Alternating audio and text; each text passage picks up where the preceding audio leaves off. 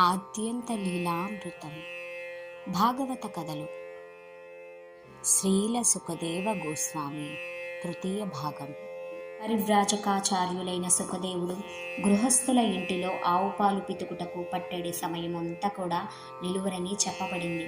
అయినా పరీక్షిత్తును ఉద్ధరించడానికి ఆయన వారం రోజులు ఒకే చోట ఉండిపోవడానికి సిద్ధపడడం ఆశ్చర్యకరమైన విషయం. విష్ణు సన్నిధిలో అసురుడు నిలవలేనట్లుగా సుఖదేవుని సన్నిధిలో ఎట్టి పాపము నిలవలేదు. అటువంటి మహాత్మునికి పరీక్షిత్తు నమస్కరించి వినయంగా తాను చేయవలసిన కర్తవ్యాన్ని బోధించమని అడిగారు.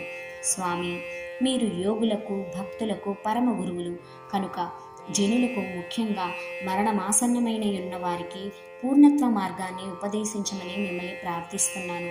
మనిషి వినవలసింది, కీర్తించవలసినది, స్మరించవలసినది, పూజించవలసినది ఏమిటో తెలియచేయండి. చేయరానిదేదో కూడా తెలుపండి. పరీక్షిత్ మహారాజు వినయంతో అడిగిన ప్రశ్నకు సమాధానంగా సుఖదేవ గోస్వామి కృష్ణ కథామృతమైన భాగవతాన్ని ప్రవచించారు.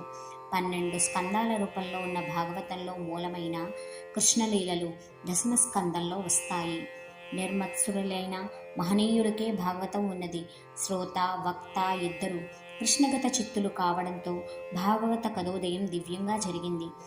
సర్వ వేదాంత సారం హి శ్రీ భాగవతమిష్యతే అని చెప్పబడింది. అంటే శ్రీమద్ భాగవతము సమస్త వేదాంత సారం. అట్టి అమృత రసాన్ని పానం చేసినట్టి భాగ్యవంతుడు మరి ఏ ఇతర సాహిత్యం వైపునకు ఆకర్షితుడు కాడు.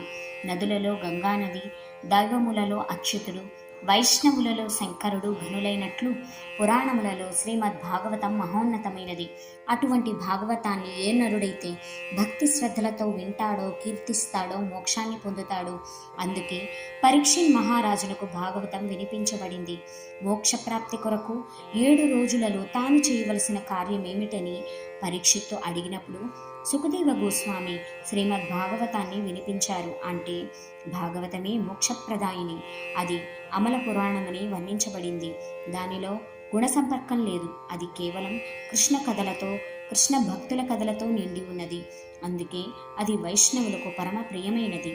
సుఖదేవ గోస్వామి ముఖతః ప్రవహించిన భాగవత కథాసుధలో పరీక్షిత్తు పునీతుడయ్యాడు, పరవశించాడు. సర్పకాటు భయాన్ని అతడు ఏనాడో విడిచిపెట్టాడు. కృష్ణ కథాపానంలో అమృతతత్వాన్ని పొందాడు. ఆ విధంగా పరీక్షిత్తుకు భాగవతాన్ని వినిపించి అమృతతత్వాన్ని ప్రసాదించిన తరువాత సుఖదేవ గోస్వామి అతనిని దీవించి యథేచ్ఛా సంచారానికి వెళ్ళిపోయారు.